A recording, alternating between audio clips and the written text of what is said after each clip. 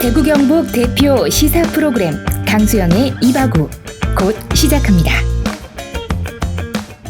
오늘은 조대원의 정치한 시각으로 찾아뵙습니다. 개혁신당 최고위원 조대원입니다. 안녕하세요. 네, 안녕하세요. 안녕하시지 못하는 나날들을 보내고 계신데 방송 보시는 분들 중에 혹시라도 당원 소환됐는데 왜 최고위원이라고 그러냐? 전 최고위원이라고 해야지 뭐 이렇게 문제제기 하시는 분들 있을 수도 있겠습니다. 아무도 없어요. 없습니까? 아직? 얘기 들어온 사람 아무도 없어요. 나중에라도 혹시 댓글에 저희는 일단 법원의 판단을 기다리고 그 다음에 적절하게 대응하겠습니다. 너무 섣부르게 화내지 마시고. 보니까 우리 변호사님이 네. 조금 전에 그 천하람 원내대표하고 친구라 그러고 네. 대학 동기고 네네네. 그래서 방금 통화를 했다 그러더니만 카톡. 예, 카톡이요. 네. 거기서 좀 약을 드신 것 같아 보니까. 무슨 약? 아까 밥 먹으면서도 계속 그쪽 편을 많이 드는 그쪽 입장을 두둔하는 얘기를 많이 했어요. 그게 난 법률 걸었어. 오늘 제대로 한번 제가 한번 쌓아보겠습니다. 좋습니다. 자, 오늘은 방송이요. 조대원 최고위원과 이제 지난달에는 이제 조대원 최고위원의 이제 입장을 출시 많이 들었는데 오늘도 이제 당연히 말씀을 잘 듣고 천하람 원내대표하고 방송 전에 제가 카톡을 주고받은 게 있는데 뭐 짧게 길게 하지는 못하고 천하람 원내대표 입장도 제가 취재를 해왔기 때문에 또 풍성한 방송이 되지 않을까 싶습니다. 자, 먼저 이준석 의원이 사실상 대선 출마 선언을 했습니다. 네. 홍대에서 네. 퍼스트 펭귄이 되겠다. 이게 무슨 소리인지 모르겠는데 어떻게 보셨습니까? 어제 그 내용을 보고 한 분이 제 앞에 카톡을 그걸 보내줬는데 네. 그 내용이 참 웃기더라고요. 그래서 네. 그 내용을 내가 한번 찾아보면 참 많이 웃기던데 어디 갔지? 되게 재밌는 내용을 이제 적어주셨는데 네. 하시고 싶은 말씀 없어요? 뭐 제가요? 예. 아니 찾으려니까 또 없네요.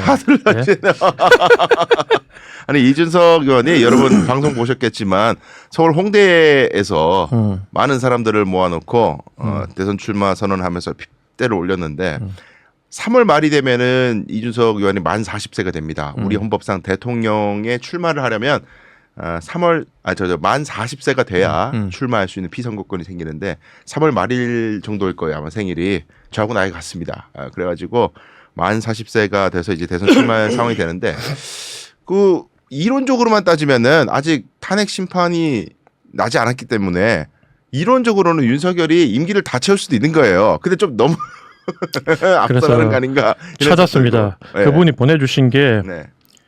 바다 표범이 있는 줄 모르고 뛰어들었다가 제일 먼저 잡아먹힌 게 퍼스트 펭귄. 그러니까 우리 조대원 최고가 네. 바다 표범이 돼서 네. 퍼스트 펭귄 머리 네. 나쁜 그 상황 앞뒤 안 가리고 뛰어든 퍼스트 펭귄 제일 먼저 잡아먹어라.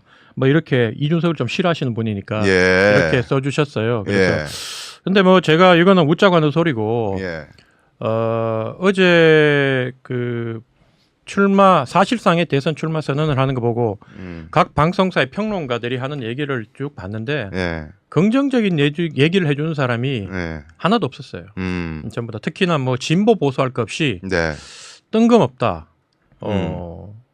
도대체 참 염치도 없다. 자기가 손 붙잡고 윤석열 대통령 만들었다고 평상시 얼마나 공치사를 많이 했는데 자기가 만든 사람이라고 얘기를 했는데 가장 먼저 그 대통령이 아직도 지금 허나 대표가 전화가 오네 보니까. 한번 받아보시죠. 뭘 받아요? 스피커폰. 스피커폰? 진짜로? 예, 스피커폰입니다.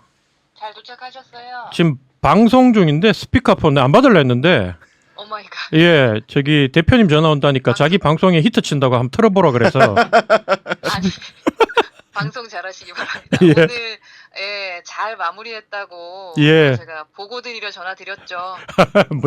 무슨 그런 또 의미를 우리 대표님 늘 힘내시고 어쨌든 뭐 요즘 건강이 너무 안 좋으시던데 대표님 잘 버티셔야죠. 안 그래요? 예. 네, 다들 너무 잘해주셔가지고. 예. 이거 지금 그러면 나가고 있어. 지금 나가고 있는 겁니다. 마이크 앞에서. 화이팅 하십시오. 예, 고맙습니다. 고맙습니다. 예. 힘내세요. 예. 감사합니다. 예. 네. 자, 너무 감사합니다. 전화 주셔가지고. 네, 그래서 자, 퍼스트 펭귄의 바다 표범에 먹히는 이야기를 하고 있었습니다. 어쨌든 저기 좀 뜬금없고 네. 대통령이 아직까지 방금 말씀하신 것처럼 임기를 마칠지 안 마칠지도 모르는데 그렇게 촐싹대면서 출마한다고 해버리니까 이 보수 진영에서 봤을 때는 정말로 이 싸가지론이 다시 나오지 않겠습니까? 안 그래도 보수 밈을 진영? 많이 받았죠. 예, 보수 예. 진영에서는 그렇고 그래서 보수 진영은 당연히 이준석 의원을 너무너무 미워하니까 어제 정말 거기다가 완전히 이제 기름을 끼얹은 격이 됐고 네. 지금 전부 다 보수 진영 사람들은 대통령이 뭐가 잘못됐느냐 그리고 거리에 나가 이렇게 떨면서 시위하고 대통령 빨리 풀어주라고 얘기하는 상황에서 네. 이준석이 조기 대선 확정된 것처럼 출마 선언하고 막 이렇게 해버리니까 화가 많이 난 상태고 그렇다고 또 진보 진영은 되게 환영할 줄 알았는데 또 진보 진영도 그게 아니더라고요. 진보 진영 사람들도 뭐라고 얘기하냐면 네가 저기 윤석열 대통령 만들었지 않느냐. 그 윤석열 이 국가의 수치고 역사를 퇴보시킨 자를 만들어 놓고 국민 앞에 양두구육했다고 눈물 찔찔 흘린 게 그저껜데 그 사과와 반성은 제대로 하지 않고 내가 대통령 해볼랍니다라고 튀어나오는 게 도대체 뭐냐고 또 맹폭을 하더라고요. 네. 그러면 이제 개혁신당 안에서도 보면 허나 대표나 저희나 이래 보면 지금 뜬금없이 저렇게 얘기를 해서 집에 지금 불이 나 있는데 그 불구경하면서 즐기면서 그렇게 나간 게 우리로 봤을 때도 좀 황당하고 뜬금없다고 생각하는데 결국은 이준석 의원을 둘러싸고 있는 그 얼마의 사람 네. 그게 이제 여론조 수치로 잡히면 1% 거기다가 어제 그 출마 선언한 자리에 나가서 뭐 이렇게 응원하고 하시는 분들 그런 수백 수천 명 정도 빼고는 과연 무슨 의미가 있었나 환영하는 사람이 누군가라는 걸 생각해 보면 네. 전혀 이 어제 대선 출마 선언이 컨벤션 효과도 없는 상황에서 저렇게 했을 때는 뭔가 좀 피치 못할 사정이 있다. 이준석 의원이 뭔가 계속 쫓기고 있다. 이런 생각이 들었습니다. 그게 사실 일각에서 지금 문제제기를 계속하고 있는 것은 아무래도 명태균 리스크에 이준석 의원도 관련이 있을 것이고 검찰 수사 대상이 될 수도 있는 상황에서 대선 출마를 해서 대선 주자가 되면은 수사의 칼날을 피해갈 수도 있는 거 아니냐. 왜냐하면 대선에 출마한 사람을 검찰이 막 수사해가지고 소환하고 기소하고 이런 전례가 잘 없잖아요. 선거 개입이 되니까. 지난달만 하더라도 사실은 이 방송이 나왔을 때 네. 제가 그 내용을 이리 알고 있었지만 네. 차마 얘기를 못했거든요. 그때만 하더라도. 오늘 좀 푸십니까? 예, 왜냐하면 근데 오늘 안 그래도 제가 기차 타고 내려오는데 역에서 네. 기자님이 전화가 와서 이준석 의원 똑같은 질문을 해요. 왜 저렇게 빨리 서둘러가 하는 것 같냐. 네. 뭔가 있냐. 그 저렇게 하는데 효과가 있느냐 이렇게 묻기에 내가 봤을 때는 이준석 의원이 지금 저렇게 빨리 할 수밖에 없는 상황이라고 나는 믿고 있다. 왜냐하면 여의도 바닥에서 이제 그런 내용들이 이제 많이 퍼져 있어요. 기자분들은 예, 많이 이야기하시더라고요. 많이 하죠. 예. 그래서 명태균의 황금폰에 여러 사람들이 이 관여가 돼 있고 그 사람들의 운명을 좌지우지할 만한 내용들이 많은데 거기에 이준석 의원도 쉽지 않은 내용들이 있다고 네. 소문이 나 있고 저도 뭐 들었고 그런 내용을 기자를 통해 듣기도 하고 그 다음에 과거 이준석 의원의 측근이었던 사람 통해서 듣기도 하고 제보를 들으셨군요. 여러 이거는 한 명 앞에 딱 여의도 바닥은 한 명 앞에 들은 내용을 썰어 풀면요 이거는 좀 수준이 낮은 걸로 취급받아요. 이걸 더블 체크를 하잖아요. 네네. 더블 트리플 체크를 한 내용을 말하는 건데 그러니까 이준석 의원 같은 경우에는 지금 상황이 아주 다급하다. 그렇기 때문에 본인이 국회의원 신분으로는 현재의 국면을 사법 리스크를 돌파하기가 쉽지 않다. 그렇기 때문에 본인이 봤을 때는 빨리 대권 후보의 변수에서 심지어 상수로 자리매김을 해서 이 건을 돌파하려고 한다. 그래서 오죽하면 이제 이준석 의원이 쓰는 전법을 보고 일각에서는 리틀 이재명이다. 이재명의 전술을 쓰고 있다. 사법 리스크를 대선을 통해서 돌파하려고 한다라고 얘기를 하지 않겠습니까? 예. 이제 저는 개인적 소견으로는 저도 뭐 평론을 하고 있으니까 이준석 의원은 꼭 완주를 했으면 좋겠습니다. 또 쭉 달리다가 어디 또 단일화 한다고 협상하고 딜치고 그러지 말고 기왕 이렇게 출사표 던진 거 꼭 완주해가지고 보수표를 칼라 먹어주시기 바라겠습니다. 아니 근데 완주를 안 할 것 같아요 저는. 그렇게 보이죠. 네. 할까요? 완주를 할 수 있나 지금. 근데 왜냐하면 그 세력이 이제 천하람 원내대표가 지적을 최고위에서 막 그런 얘기 하던데 지금 당 지지율이 2%가 안 나오고 있다. 절체절명의 위기다. 당 지지율은 이준석 의원 지지율보다 높아요. 아, 맨날 그래요? 이준석이 우리 당을 깔 때 네. 허은하 대표가 허은하 네가 지지율 다 까먹었지 않느냐. 그래서 허은하를 탄핵하려는 조건 중에 하나가 국민의힘에 당을 팔아먹으려고 한다. 합당하려고 한다. 그다음에 낮은 지지율. 너 10월 달에 후보도 못 내고 재보궐 때 후보도 못 내고 네. 우리 당 지지율 이준석이 시작할 때는 한 5% 6% 됐는데 너 2% 만들었지 않냐고 얘기를 하는데 제가 이제 중간 지대에서 이렇게 허은하 입장을 대변해 보자면 네. 원래 처음에 그렇게 자기들끼리 싸울 때는 내가 허은하 대표 편을 안 들었거든요. 근데 중간에 보니까 당 지지율이 5%에서 2%로 꼬라박을 때 결정적인 고비고비마다 누가 역할을 했냐면 허은하가 한 게 아니라 이준석이 한 거예요. 그 칠불사, 네. 명태균 황금폰, 뭐 시끄러 임마 뭐 이런 거 이런 걸로 고비고비마다 예. 당 지지율을 까먹은 거는 바로 이준석 본인인데 허은하가 당대표인지도 모르는 국민들이 태반인데 그걸 갖다가 나중에 허은하한테 뒤집어 씌워가지고 허 대표를 끌어내리려고 하는 게 제가 볼 때 너무 기가 차더라고요. 네. 방송 나와가지고 예전에 칠불사 터지고 난 뒤에 천하람 모인이 또 방송 한 달 정도 잠수 탔잖아요. 그거 왜 탔겠어요? 자기가 그게 책임에 못 벗어나니까 네. 이준석 의원이 아무도 당에서는 나가서 자기를 실드 치지 마라. 본인이 해결하겠다. 왜? 이기인 최고가 그 모두 발언 이런 데다가 얘기하기를 저기 허위사실 유포하면 법적 책임을 묻겠다 이렇게 얘기했더니만 네. 지들끼리 최고위원회에서 싸워요. 천하람 의원이 형은 왜 쓸데없는 얘기해가지고 그렇게 얘기를 하느냐고. 이긴 보고 천하람 의원이 형은 왜 쓸데없는 얘기해가지고 그러냐고 막 얘기를 해요. 하람이가 동생이었구나. 미안해 하람아. 저도 그래 깜짝 놀라요. 가끔 깜짝 놀라는데 그래가지고 얘기를 하면서 이준석 의원이 본인이 다 해결할 수 있다고 했는데 왜 시키지도 않은 뭐 법적 책임 운운하느냐고. 그러니까 제가 잘 들어보니까 이 법적 책임 하가지고 고소 고발을 하면 이제 사법기관에 불려가가지고 전후 사정을 진실을 다 밝혀야 되잖아요. 지금은 이제 이 건도 허은하의 가장 첫 건이었던 김범준 전 비서실장이 허은하 대표의 지시를 받아서 이준석을 공격하기 위해 이 칠불살 건을 깠다 이렇게 나오거든요. 새빨간 거짓말이에요. 자기들끼리 얘기하기를 그래. 그 내용을 이제 저기 시키지도 않은 일을 왜 했냐 그러고 언론에 제보를 했다고요? 그러니까 언론에 토마토 뉴스에 네. 전 비서실장 허은하의 전 비서실장이 그 내용을 최초 제보했다고 얘기하는데 박형관 기자한테 제보를 했다는데 그게 아니고 뭐 김범준 실장은 제가 얼마 전에도 만났지만 그 전후 사정을 제가 나중에 듣고 도대체 어떻게 된 건데 둘이 이제 친구니까 나중에 들어보니까 김범준 실장은 나중에 토마토 뉴스 기자가 이미 사건을 인지하고 난 뒤에 더블 체크, 내가 얘기했잖아. 더블 체크, 트리플 체크가 중요하다고. 기자들도 한 얘기 듣고 덥석 못 쓰잖아요. 더블 체크하는 과정에서 물어봤고, 그 물어보는 과정에 하는 얘기를 보니 최초에 들었던 내용하고 똑같았기 때문에 이런 건이 있구나 하고 기사가 나간 거예요. 근데 그걸 허은하가 시켜가지고 허은하 전 비서실장, 당시에는 비서실장도 아니거든요.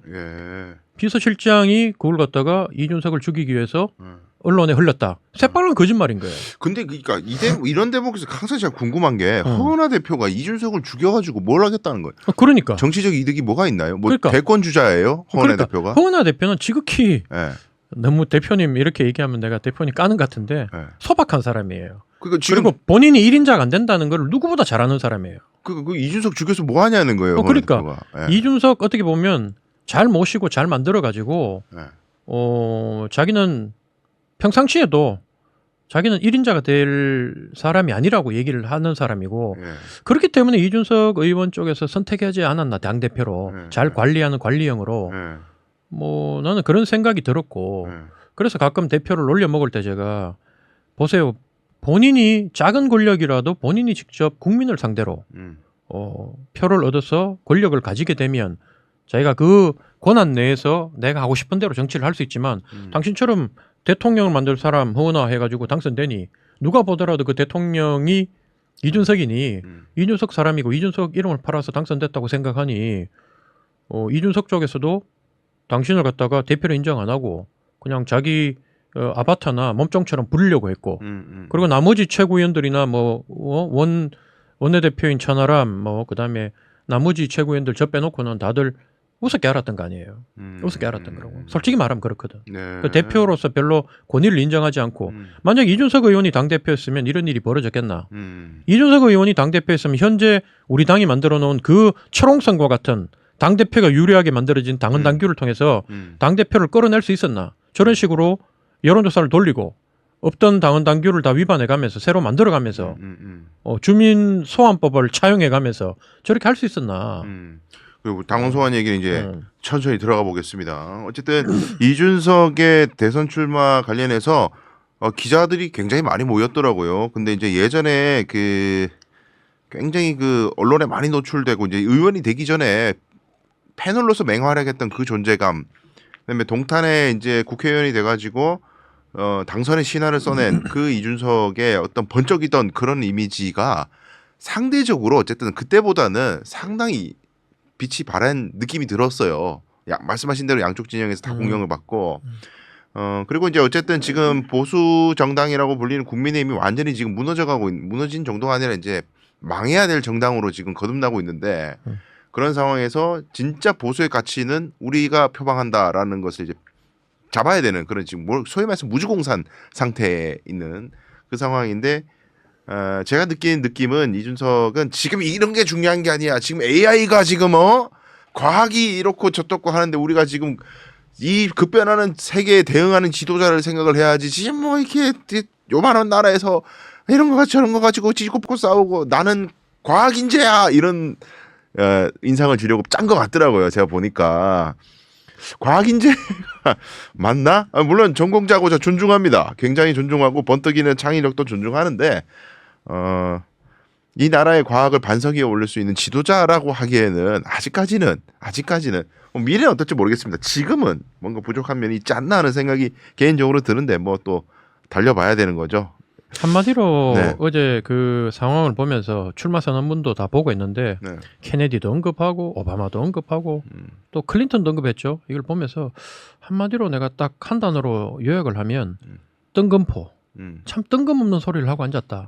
제가 가끔 이제 모두 발언할 때 우리 당내 상황에 대해서 얘기하는 게 너무 좀 지겹기도 하고 나도 지겨운데 듣고 있는 분들은 오죽하냐 싶어서 지난번에는 우리 당의 국방안보특별위원장 자격으로 국방장관 임명은 민간인으로 하고 그다음에 뭐 주요 수도권에 있는 쿠데타나 역적모의를 할 수 있는 보직들은 이번에 다 육사가 한개 출신이 장악했기 때문에 이런 일이 일어났기 때문에 그걸 이제 출신별로 시스템적으로 안배하는 같은 출신이 못 하도록 하는 법을 만들고 그다음에 제도적으로 그다음에 뭐 계엄법에 대해서 이 초급 장교 때부터 교육을 해서 명백한 불법적인 명령에 대해서는 거부할 수 있는 적극적으로 거부하고 조치를 할 수 있는 교육을 시켜야 된다. 뭐 이런 내용을 쭉 했어요. 그리고 정말 주옥 같은 내용을 하는데 기자들이 쫙 앞에 앉아 있는데 아무도 컴퓨터를 꺼내놓고 취재를 하나. 그러다 그 다음부터 받았겠지. 그 다음부터 내가 이제 최고위원 자격으로 뭐 한마디만 더 하겠다 그러고 그 우리들의 일그러진 영웅 얘기하면서 음석대 꺼내서 굉장히 좋아하더라고 음석대 얘기를. 그걸 이제 이준석이 꺼냈기 때문에 이준석 의원을 비유하면서 이 시대의 진정한 이 개혁신당안의 음석대가 누구냐 바로 너다 이러고 막 하니까 그리고 마지막에 제가 죄인은 쇠고랑을 차라 감옥을 가라 뭐 이렇게 수갑을 차라 이렇게 했더니만 그거는 따다다다다다 쳐가지고 기사가 진짜 많이 났거든요. 그렇죠. 예, 그래서 방금 얘기하신 대로 그게 바로 시의성. 기자들도 기사를 쓸 때 현재 상황 이슈에 대해 쓸 때 독자들이 관심을 가지고 데스크에서도 받아주지. 뭐 평상시에 뭐 조대원 같은 이 영향력 없는 정치인이 했던 뭐 핵 공약이라든가 뭐 이런 거를 기자들이 쓰면 데스크에서 다 잘리잖아요. 마찬가지로 현재 이준석 의원은 AI가 어떻고 과학이 어떻고 뭐 클린턴 뭐 저기 오바마 얘기는 본인 개인적으로는 할 수 있지만 그게 기사거리는 안 된다. 뜬금없는 얘기다. 이제 제가 그래도 이제 너무 평가절하하진 않습니다. 적어도 만주를 하면은 7%에서 10% 사이의 뭐, 득표는 저는 하리라고 생각해요. 저는 전혀. 아닌가요? 전혀. 네, 저는 그렇게 생각하고 전혀. 하여튼 꼭 완주하시기 바라겠습니다. 거듭.